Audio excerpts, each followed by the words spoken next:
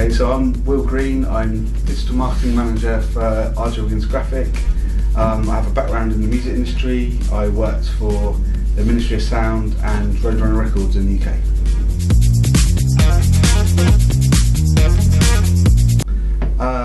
The best thing would be, obviously, working in the music industry is like a passion. So, I'm quite passionate about working with music. So actually being able to work in music and be able to do something that is a passion for a career is really good.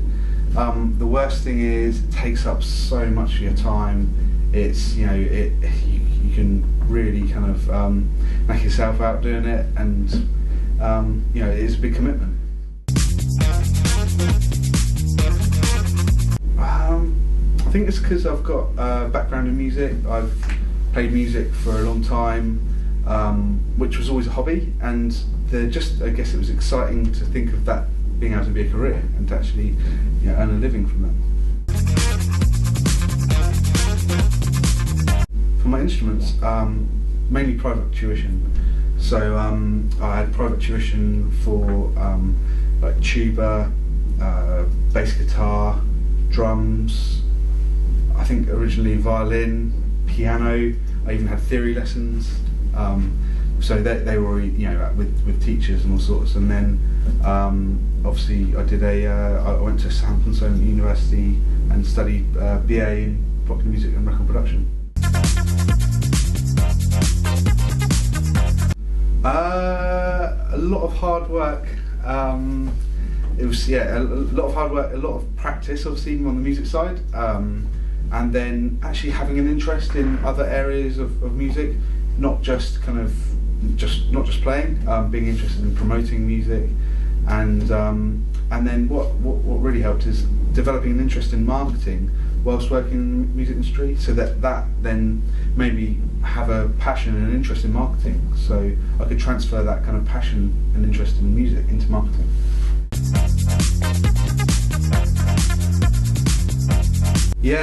Setback wise, I think it was really trying to balance the being at university and also working with the Ministry of Sound, touring, and really having no spare time, just kind of being fully committed every day of the week for a really long period, and I'm working really hard on trying to attain my my BA and also do my job with the Ministry of Sound.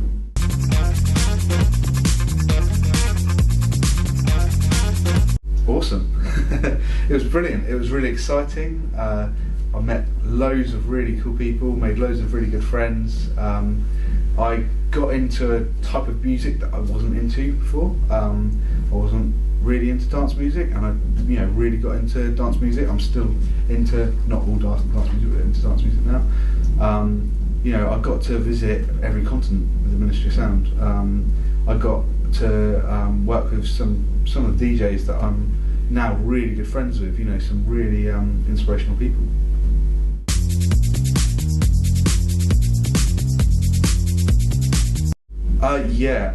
There was a progression though, because whilst I was doing my BA and whilst I was working for the Ministry of Sound, I was developing an interest and starting to research what is this marketing, what is it, what people keep talking about marketing. I didn't understand what it was really. I kind of knew about advertising, and there was lots of things that I knew about, but I didn't necessarily know that they were all marketing. So with the Ministry of Sound, I became interested in marketing. So in the end, even though the degree from one to the next, from the degree to the masters, it was a big difference. It was very natural for me, and it's very transferable. In fact, when you look at what I did in my masters, you do a lot of projects, and so you have to do case studies and stuff like that. And all of my case studies were music related. So I was kind of learning the theory and being able to put that straight into practice and say, learning about branding. Okay, let's do a branding study on the Ministry of Sound. So it was really, kind of, in some ways, quite seamless, but very different. Yeah, definitely. Yeah. I think the study in particular has really paid off.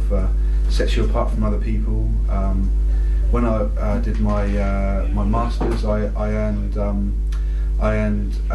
the Lawton's Award for Best Full-Time Student at Southampton Solent, and got an award, which again set me aside from even the people that had an MA. So in that sense, some people did a master's degree in marketing and didn't go into a marketing job straight away, whereas I was quite lucky in that I went straight into a marketing job straight out of uni.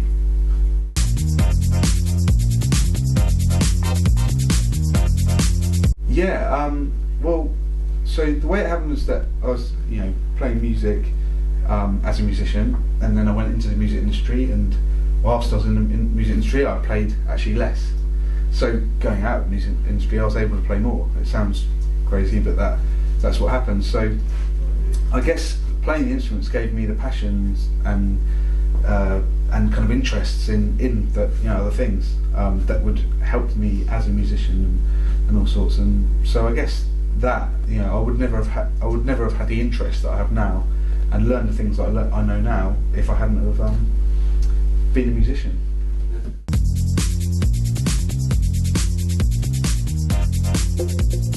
I've got a couple of stories. I don't know if they're camera worthy, but so I've done a couple of ones I've done. I did a show out in Panama, and it was on so we flew into Panama and we stayed in the city, and there's this kind of weird spit of sand that comes out, and there's this kind of big car park, and they set up a pop-up club there overnight and had this festival. And I kind of flew over. I got up in the morning and kind of had a look around Panama, and it was a bit of a shady, crazy place, Panama, and then got picked up at kind of 7 in the evening to go to the club. And I was okay, so we went there, and I was kind of like, okay, so what time do we leave and stuff? And they said maybe like 7, and I was like, oh, I'm only going to be here an hour, and they meant like 7 AM. So I was there like overnight, basically on this spit of sand, to see the sun come up with all these people who were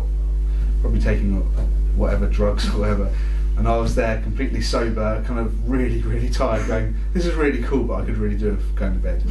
And then they were saying about like, oh, let's go to an after party and stuff. So yeah, there's all that kind of stuff. That was quite cool.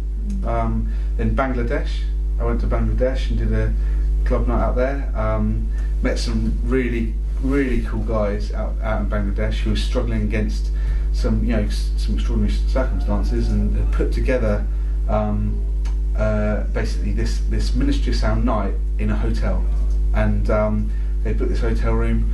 I was there with a DJ and a couple of dancers, and we did this night, and absolutely everyone in that venue wanted to talk to me, and they wanted to talk about what dance music was like in the UK and music industry, and they were really really excited that we were there. And I felt so much like that they wanted us to be there, and they wanted to talk, and they wanted to discover stuff, that it was really cool. And like Saad, one of the guys that organised it, he's now out in Canada. He's one of the he's a huge he's been so successful out there. He's doing really well. He's worked so hard. He's got thousands of followers on all sorts of channels, and he's got a radio show. He's doing amazing, and so that was great to see. And then I've had some really interesting ones that weren't so good. Like did a club night which was shut down early because of a rival gang turned up and with knives, and I think tried to or did stab someone. I don't really know what happened in the end, but we kind of got rushed out the back and ended up having to go early, and it was in the middle of a flash flood and all that kind of stuff. And so there's that side of things as well, pretty crazy both ways. And South Korea as well. South Korea is just mental. Yeah, the club nights there are amazing, and it's really weird because it's absolutely fine in South Korea to fall asleep in a nightclub. So there was like all the seats around the back, there's just people falling asleep. And I was asking the guy that was organising, I said, what's going on? Like, why are people asleep? And he said, oh, because they got tired. So they got tired, so they went for a sleep. And I was kind of like, okay, because I thought, if you went to sleep in a club in this country, you'd get kicked out. You wouldn't. So yeah, there's stuff like that, which was interesting. And actually, with the DJ that I was there with, a guy called Paul Dayton, who's gone on to do really cool stuff as well. It's definitely worth looking up. I mean, we were on a bit of a whirlwind because we'd just flown over from Abu Dhabi, having done a really cool gig there, and we kind of went in. We arrived there within hours of landing. We were actually setting up the venue. We had time to quickly grab some dinner, and then he was on, and we were kind of walking around, and it was the most like electric kind of atmosphere, and everything that he did, you know, the crowd was so kind of hanging on everything he did, and you know, it was just, yeah, it was amazing. And I know that he's actually said for him that was one of the best nights he's done as well. So yeah, no, that was cool.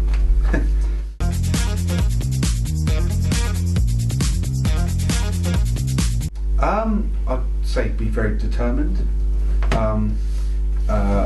You know, you've got there's a lot of work you've got to put in. Stuff doesn't just come to you. You're gonna have to have an understanding of a lot of other things other than just music.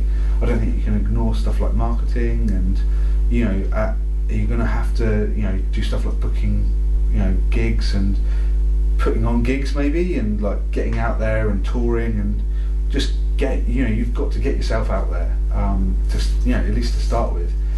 Later on, you know, you might be lucky enough that other people will do that for you, but you know, you're going to have to spend several years at the beginning putting stuff together, and you know, if you don't do it yourself, you're going to have to pay someone else to.